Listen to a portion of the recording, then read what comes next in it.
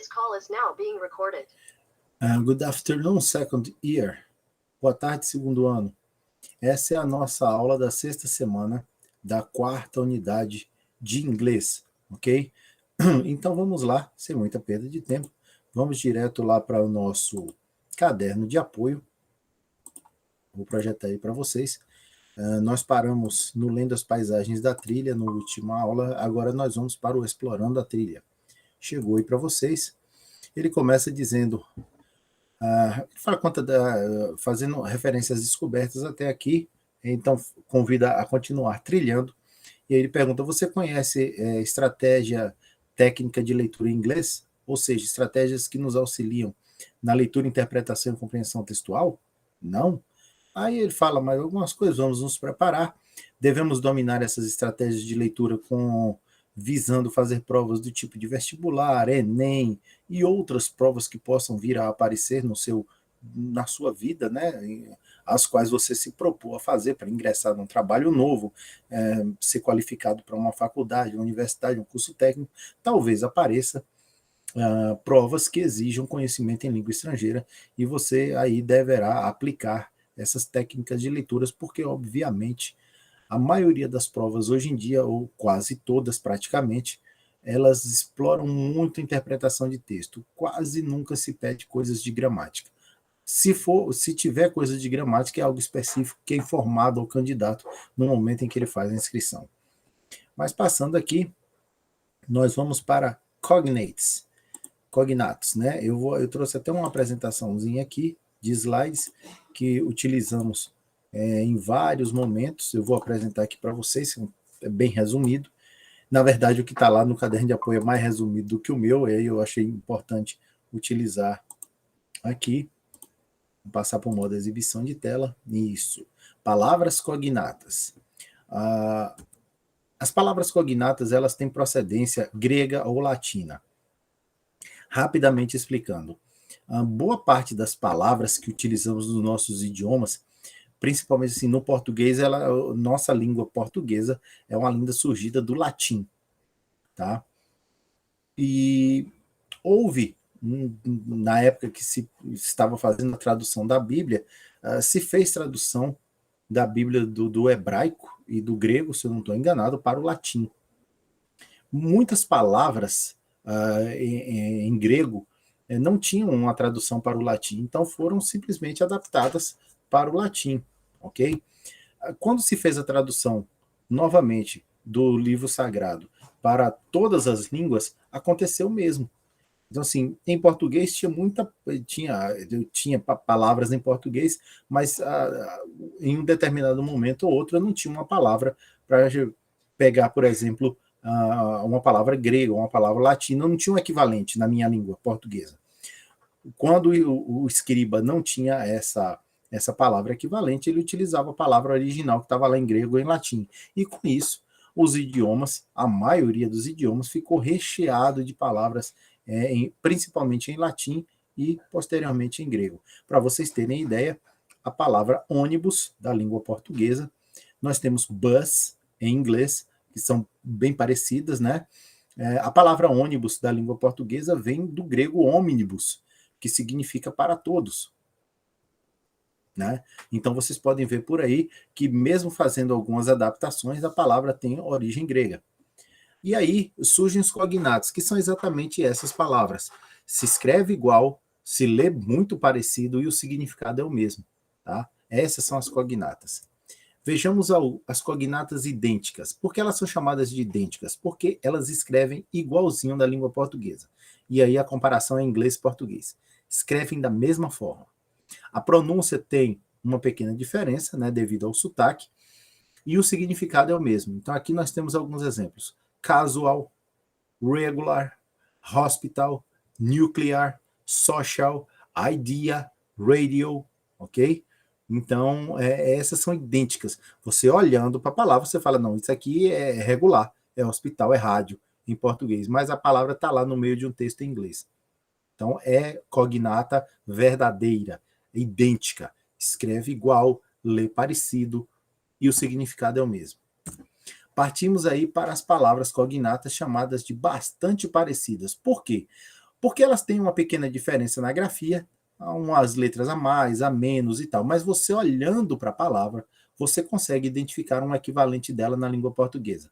Então ali nós temos success, comedy, history, visit, competition, music, human. Então você olhando para a palavra, você vai ver, isso é história, isso é música, é humano, competição. Então elas são bastante parecidas porque realmente dá para a gente identificar. Visita ou visitar. E o significado é o mesmo. Ok? Então por isso elas são cognatas, são bastante parecidas. Temos as cognatas chamadas também de vagamente parecidas. Ainda assim, você olhando para a palavra, você fala, e isso parece com tal palavra da língua portuguesa. Né? E o significado é o mesmo, a pronúncia é o mesmo. Às vezes você nem lendo, você ouvindo a pronúncia, lhe lembra a palavra da língua portuguesa. Né? Então aqui nós temos special, university, innocent, pages, mission, garage, other. São essas as palavras, são algumas palavras vagamente parecidas. Obviamente que elas não são idênticas e nem muito parecidas. Só que quando você olha e identifica, você começa a achar que realmente parece bastante. Luciano falou que é vagamente parecida, mas não, mas parece bastante. Mas se você for olhar, por exemplo, university, ela é vagamente parecida, né? Se não for pelo início, mas olhando para a palavra dá para saber o significado dela, dá para conhecer um equivalente da língua portuguesa. Mas como nada na vida é muito fácil, nós temos ali as falsocognatas. Né? As falsocognatas são palavras que se assemelham tanto na pronúncia quanto na grafia, então se escreve parecido ou idêntico ou vagamente parecido. A pronúncia também lembra uma palavra da língua portuguesa, só que o significado não é o mesmo. Nós vimos até agora as cognatas, idênticas, bastante parecidas, vagamente parecidas, escreve muito parecida, a leitura é parecida, o significado sempre o mesmo. As falsocognatas, a única coisa que difere é o significado. O significado nunca é o mesmo da palavra na língua portuguesa. Aí eu trouxe alguns exemplos aqui, como push, que parece puxar, mas é empurrar. Eu tenho pretend, que parece pretender, mas é fingir. Prejudice, parece prejuízo, mas é preconceito. Lunch, que lembra o nosso lanche, mas é almoço. Library, que é livraria, parece muito com livraria. Né? Na pronúncia você vê, parece com livraria, mas é biblioteca. Mayor, que parece maior, major, mas é prefeito. Parents, que é idêntico, bastante parecido com parentes da língua portuguesa, mas na verdade significa pais, porque parentes em inglês é relatives, que parece relativos ou relativo. Né? Por fim, novel, que parece muito novela, mas a tradução correta é romance.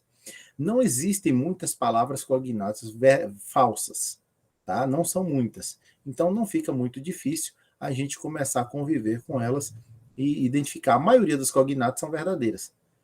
Você vai ver que o significado dele é o mesmo da língua portuguesa. Porém, tem sempre uma ou outra para nos causar esses pequeninos obstáculos no momento da nossa leitura. Aí eu vou fechar aqui, vou voltar lá para o nosso caderninho de apoio.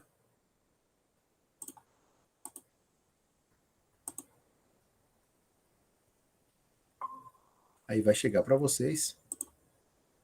E aí nós temos mais algumas palavras aqui. Eu vou ver se até se eu aumento aqui um pouquinho. Aí. Dá para aumentar mais, hein? Centralizar agora. Aí. Aqui nós temos mais algumas cognatas, né? Ele chama ali atenção cognates. E ele chama aqui alguns exemplos. Ó. Important. Ó. Vou selecionar só a primeira e daí em diante vocês acompanham. Important. Necessary. Modern. Dictionary. Manual.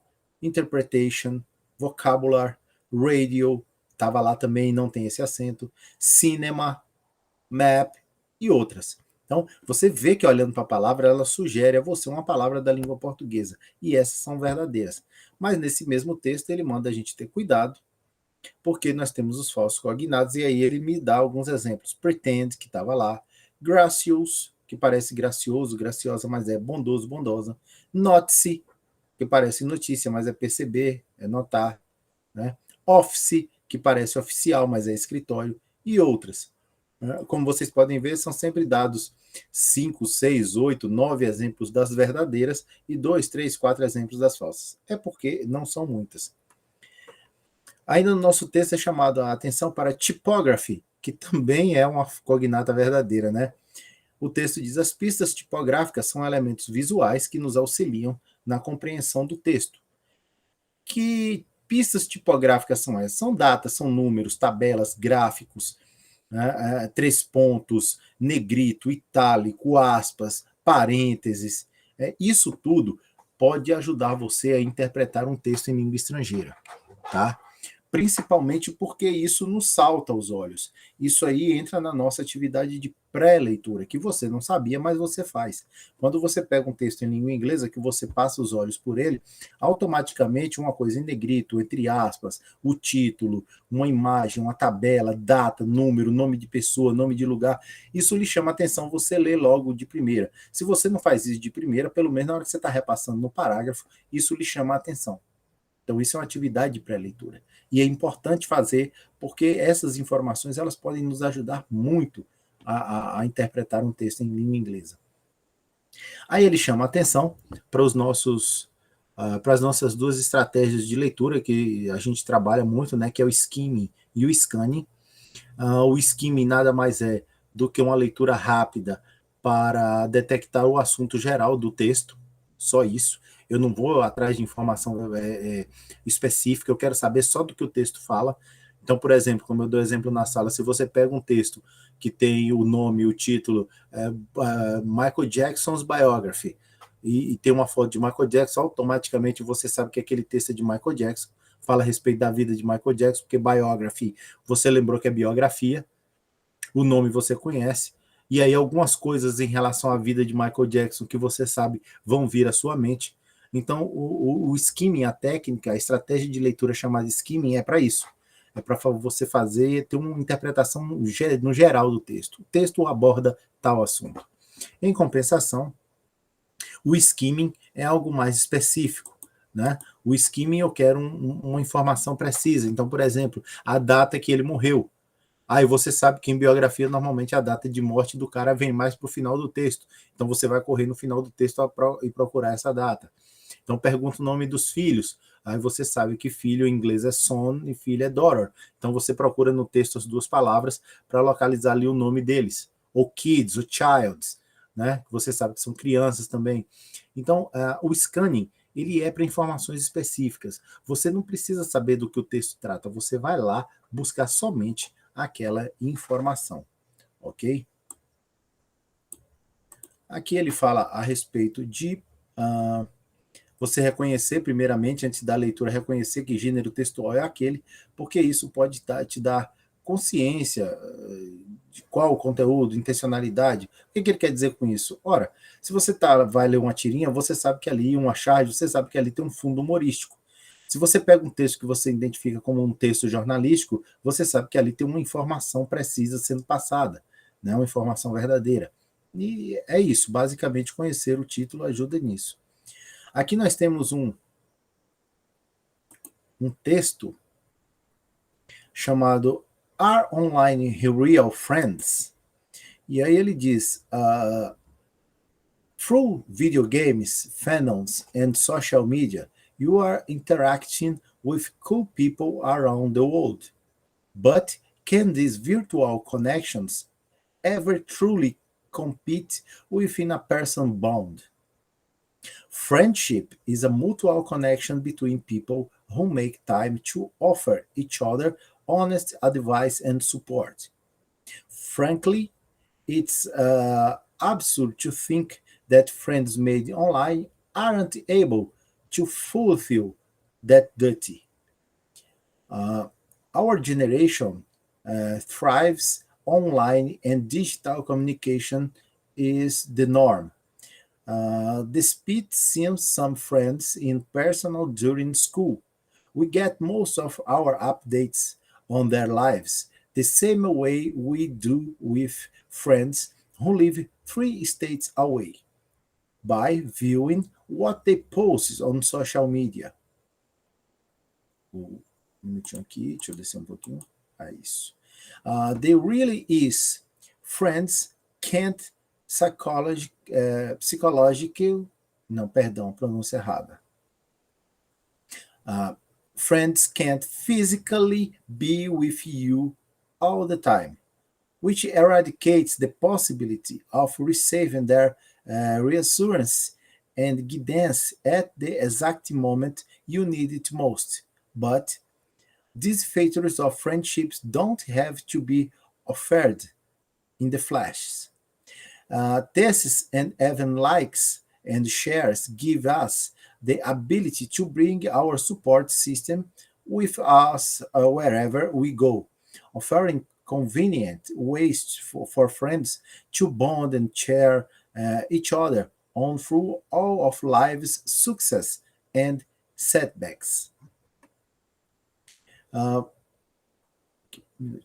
Assim. Based on my experience, online friends offer a level of authenticity. Ai, quase não sai. Authenticity that in-person friendship cannot, because people can't see their reaction to their words. They tend to have no filter online, so you get to know them for who they really are. Plus, the internet allows us to talk to people we want to associate with without a social structure like school, forcing us to fit in groups. And I'm glad I did.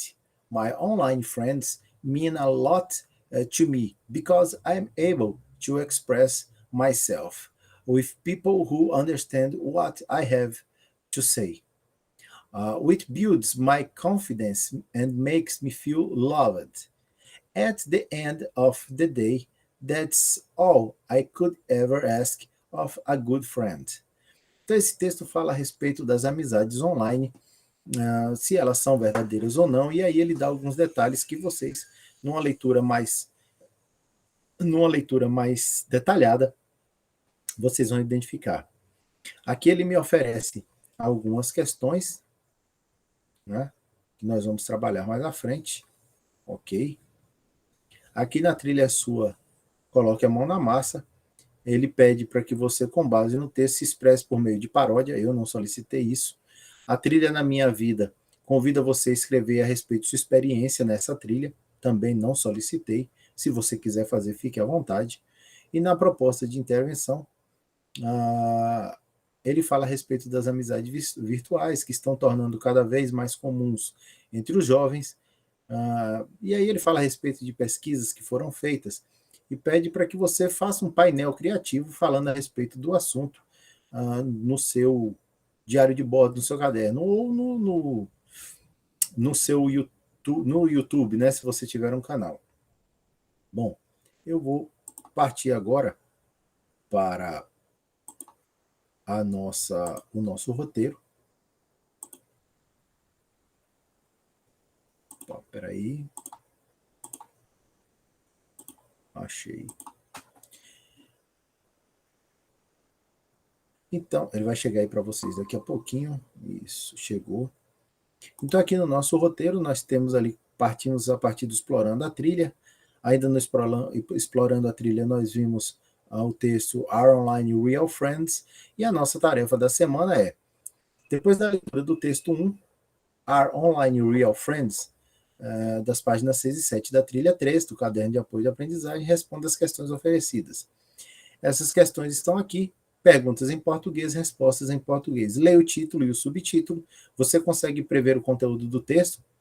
Are online real friends? Aí você fala assim, bom, o que eu tenho aqui de palavras? Eu tenho online, que é eu sei o que é, né? Online está sempre... O pior é que a gente eu não me lembrei de um equivalente agora da língua portuguesa. Online é estar sempre ativo na internet, né? Está linkado. Real parece real em português, e é real. Friends, eu sei que é amigos, então amigos reais online. Então aí já dá para saber se eu consigo prever ou não o conteúdo do texto. Então o que esse texto pode abordar? E aí você tem outras questões aqui para você ler e responder. O formulário vai estar lá pronto para receber suas respostas, ok? Sugiro que peguem o roteiro primeiro, responda, elabore as respostas primeiro do roteiro e posteriormente você insira elas lá no caderno de apoio, ou no formulário do Google Forms, ok? Então é isso. Qualquer dúvida, me procure na escola ou entre em contato comigo via WhatsApp. Eu estou nos grupos de alunos, é só me procurar na lista de participantes e me acionar. Tá certo? Ficamos por aqui. Bye bye. See you next class.